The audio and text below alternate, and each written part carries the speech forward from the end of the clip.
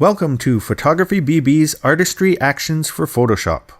I'm Dave Seram, the Editor-in-Chief of PhotographyBB, and in this video I'm going to demonstrate our brand new watercolor Photoshop action.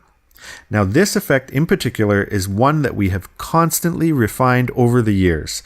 There are so many watercolor effects out there, and we were really striving to achieve something unique and realistic with our vision for a digital watercolor conversion. And before we dive into the watercolor action tutorial, here are some quick but important points. So before we begin, a brief word on compatibility. Due to the way that Photoshop works, these actions are not compatible with every version of Photoshop. We've created these to work on Photoshop CC 2015 and newer to utilize some of the newest innovations that Adobe has included in their more recent versions of Photoshop. Additionally, because of the way that actions work, these are only compatible with English language versions of Photoshop. Our PhotographyBB artistry actions are designed to work with a variety of image resolutions and sizes. However, due to the way that Photoshop filters work, the results will look different when running any Photoshop action on high-res versus low-res images. We have designed the PhotographyBB artistry actions to work with high-res images, either RAW or JPEG files, shot with a DSLR camera. Additionally, some of our actions include a version of the action optimized for lower-res images, either shot with a smartphone or a point-and-shoot camera. When running the action, choose either the high or low-res action option depending on the image you are working with. The ideal image size for optimal results is anywhere between 3000 to 5000 pixels along the long edge of your image. Another point to note is that our actions are entirely non-destructive. Every one of our actions will create a duplicate file, leaving your original image files completely untouched. So once you've downloaded your PhotographyBB artistry actions, your first step is to install them. Installing actions into Photoshop is relatively easy, but before you do so, I'd like to make one suggestion. I like to keep all of my Photoshop actions in one place, separate from the default download folder that your system probably receives them in when you download them for the first time. For myself, I like to create one main folder on my hard drive, in this case, the Pictures folder on my Mac. Inside this main Pictures folder, I then create three subfolders, one for Lightroom presets, Photos, which contains every single photograph that I have on my computer, and one more for Photoshop actions. I do this to keep everything in one place. It makes things much easier if I ever need to reinstall Photoshop one day, or even when I upgrade to a new hard drive or a new computer. This way I can just copy over either my entire Pictures folder to a new computer or just the Photoshop actions themselves. Now this is just my personal preference, but I've found it to be a huge time saver over the years, and I would highly recommend this storage hierarchy for you too. Once you've downloaded the actions to your computer, you can now install them into Photoshop. So to do this, open Photoshop and go to the menu, Window, Actions. When the Actions panel appears, click on the little drop-down arrow menu and go to Load Actions. Then navigate to the action you would like to install and click Open. Your action will now be ready to use inside the Photoshop Actions panel. Once you've installed the PhotographyBB watercolor action, it will appear in the Photoshop Actions palette. And if you don't see the Actions palette in your toolbar, you can make it visible by going up to the menu, Window, Actions. Now this set contains two versions of the action. The first is a two-step version, where step 1 allows you to choose a certain area of your image that you would like painted, and step 2 applies the watercolor effect to that area, blending everything else out to a beautiful simulated paper background. The second version of the action is a one-click version that will automatically create the watercolor out from the center of your photograph, leaving a beautiful border of simulated paper around the outer edges of your image. Now that one-click version does everything for you in just one click, so let's go through the more detailed two-step version for greater customization over this effect. So the first thing we do is open up one of your photographs that you think would make for a great watercolor. There are so many great types of subject matter for watercolor paintings. I happen to have a preference for busy street type of scenes, so I'm going to use this image here. So the first thing I do is click on the Step 1 Select Focus action and click the play button at the bottom of the Actions palette. Okay, so you can close the dialog box that appears and then use the brush tool to paint over your photograph, covering the areas that you want as painted areas in the final image.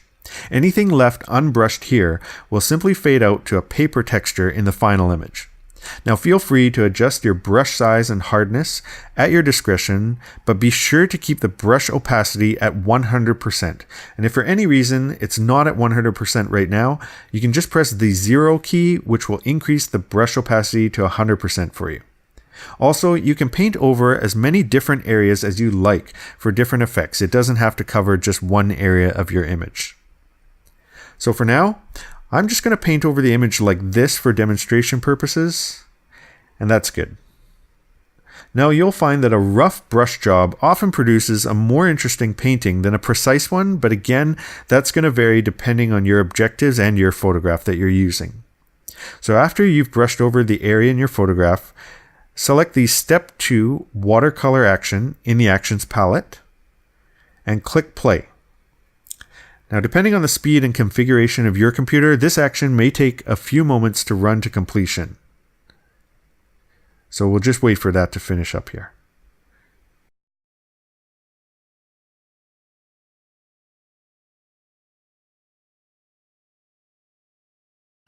Okay, once the action is complete, you can close the dialog box by pressing Stop. And I'm going to just zoom in here before we go through these customization options so you can see the effect here at 100%. So the first thing that you'll probably notice is this beautiful textured paper along with the watercolor painting and this type of paint blotch effect here too. Now we have the ability to customize all of these things further. So I'm just going to close the Actions palette out of the way here. Okay, so in the Layers palette, we have a few different layer groups to help us control our optional refinements here. You can toggle these layer groups open by clicking on the little toggle arrow next to each group name. So the first option is this Textures folder, where you can experiment with different canvas type textures for your painting.